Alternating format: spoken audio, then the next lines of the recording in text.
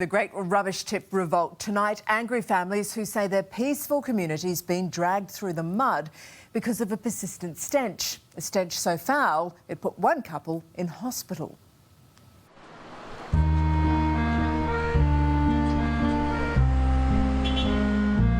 Bowral, the charming heart of the New South Wales Southern Highlands.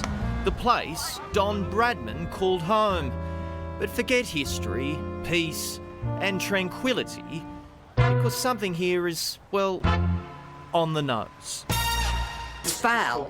Foul. Absolutely foul. Just really smells. It just stinks. It just stinks. If something hits you like that and you feel physically sick, is a problem. When a current affair arrived for a whiff, word spread quickly. Good morning. Good morning. It seemed everyone wanted to tell us about their odour. I try to just think about other things to get over the smell, and sometimes that works. Sometimes you just have to wait for it to end. Really? Well, apparently no amount of good smell at any time of the day can defeat this pong. Ah, is it you? The relationship between the residents and the local tip, the undisputed source of Bowral's big stink, has turned foul. It's a burnt rubber smell mixed with sewage, mixed with burnt earth. It's absolutely revolting. And that's why Laurence and Stefane Bouragou's home is across the road from the Bowral Waste Centre. These good sports say the smell in recent months has gone beyond a joke. I walk out 1 metre and then I didn't have breakfast. I go like that first thing in the morning. And next thing that I see, my wife comes out here. She's in the driveway, and the poor girl is getting red. She's starting to spew her guts out down there, right? And by that stage, she's getting red and red. I'm really getting worried, you know. Last month, the stench put them in hospital, and even the doctor suggested it wasn't safe to go home. Find alternative accommodation.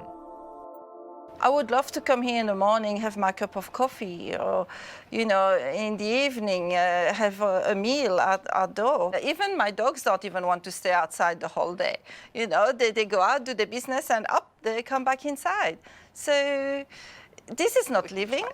You know, this is like a prison. It would be impossible to believe if you didn't live in Bowral, which is the most sophisticated country town in Australia. Having a tip in the middle of Bowral, who accepts it? Well, certainly not anyone who lives near it. It's Bowral. It's meant to be country fresh air, isn't it? Well, that's what we all live here for. Never before have I seen ibis in this area, right? For 40 years. There's about 20 ibis coming and roosting about dusk in my pine trees. Now, where do they come from? The tip, they're scavengers, right? So there shouldn't be any food in there. What are they coming for? The smell? They're coming for something, right? Something we don't want. We followed our nose from Railway Parade to the local tip. It's close to homes. In fact, not in line with current environmental guidelines. But this waste centre was approved beforehand in 1994. And then in April this year, Council said yes to an extra 25,000 tonnes of non-food waste. Really, it was a very stupid move. I mean, I've seen the EPA come down like a ton of bricks on the odd person. But this, which is affecting everybody, they've all become terribly coy and turned to water. The EPA fined the privately run tip $15,000 over rotten egg odours in June this year. And as complaints rise, it's been back and back and back. While there's no suggestion the centre has accepted illegal waste, those here say they've lost trust. I've been almost about to use some really very bad They almost made you swear. Almost made me swear, and my children will tell you, and It must be bad. that it's really bad if it gets to that stage where mother's going to use four-letter words. I won't. But, you know, I just think, obviously, the operators don't live here, or the owners don't live here, and it doesn't impact them one little bit. It's not just an issue for now, for residents and quality of life here and now, but this is a potential health hazard into the future. You can't in your own doorstep, so, yeah. And that's what you feel like they're doing? Yes, that's right, yeah. It shouldn't be like that at all. And if the owners of the tip put any more runs on the board, the residents of Bradman's Bowral say it's time to pull up stumps. They should either close the tip because they cannot be trusted, and they should make sure that no one in Bowral has to bear that unbearable smell that we've been bearing for not weeks, not months, but a year and a half to maybe 2 years.